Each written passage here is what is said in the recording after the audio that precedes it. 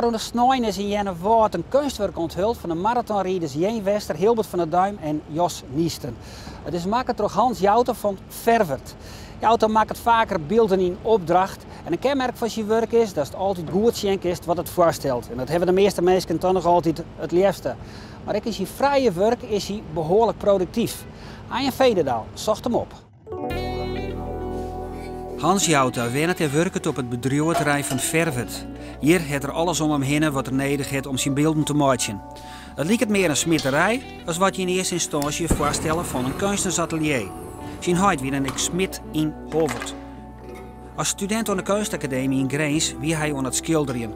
Maar doet er in Parijs de beelden van Rodin zich, wie er van zo onder indruk dat er voort voor studierichting verloren en van die tijd al in het ijzerwerk zit. Als kunstenaar is hij liefst zelfstandige en maakt er beelden van personen, mensen in opdracht.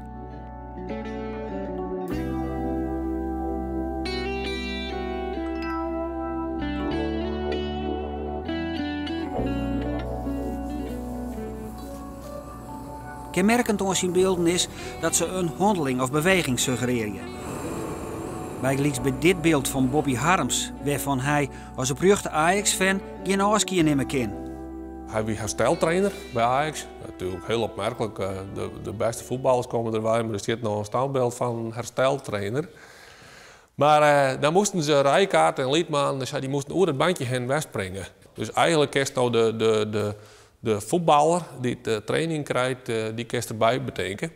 Die is er nog net, maar je kan er zelf ook heen springen of op zetten gaan. En hij klapt dus in de handen en hij houdt het tempo aan. En hij, dus met zijn fanatieke uitstraling is hij nou die training aan. Dus het is eigenlijk een soort actiemoment wat verherstlijn is.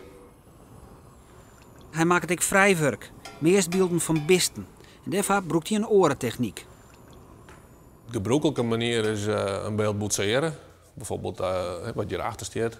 En dat doe ik meestal in opdracht. En dan wordt er een maal van maken en uiteindelijk van bronsgaten. En dan weer bijwerken, besliepen, patineren. En dan is het klaar. Dat is een manier die het al duizenden jaren oud is. Maar wat ik steeds meer doe, dat is, en vooral dit soort beelden van mezelf, gewoon voortdurend van stukjes brons in elkaar lassen. En dan moest dus eigenlijk voortdurend de vorm bepalen. Want ja, dan kun je later moeilijker wat bij of wat aanhalen. Maar boetseren, maar zacht materiaal is dat makkelijker. Alleen dan haast dan wel beelden die het karakter hebben van het materiaal waar het dan ook van is. En dan haast net een boetseerstructuur, maar dan haast gewoon het brons zelf, de structuur van brons, had de beelden. Omdat ze het er voortdurend van maken haast. En dat is juist maar zo'n kikker en het wordt wat rauwer, het wordt het krijgt wat een hele oude lading daardoor.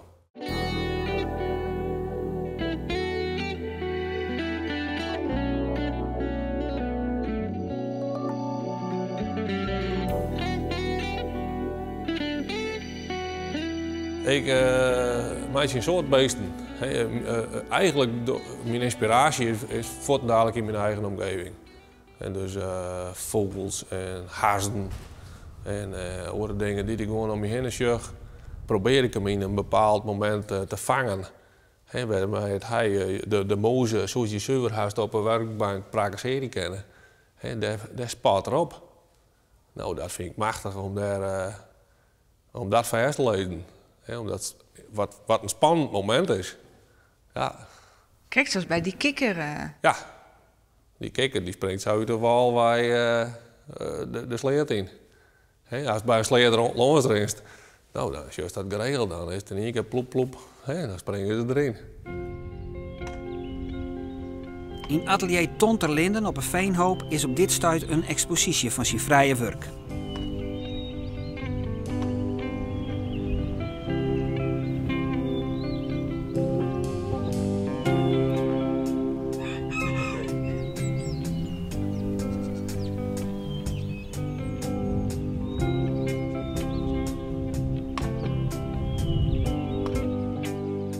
Wat lijkt hier op tafel? Dit is gewichten.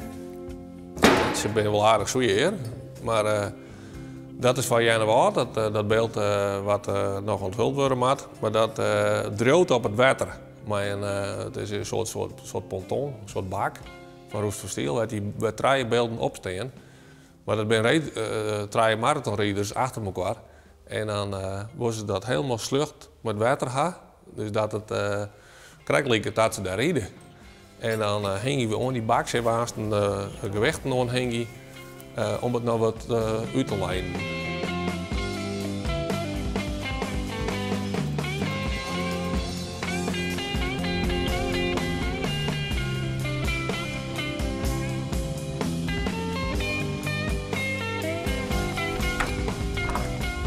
Dat ben je in Wester, Hilbert van der Duim en Jos Nisten. Die hadden een model van staan. Ik had er wel mijn eigen interpretatie van maken, maar ik heb wel een maat opgenomen.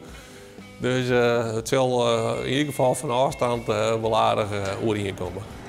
Het is nou aanleiding van die marathon die ze er hadden, had het natuurlijk iets leid. Het is een klassieke marathon en hier in Wester wie de eerste winnaar. Dus daar rijd ik voor op.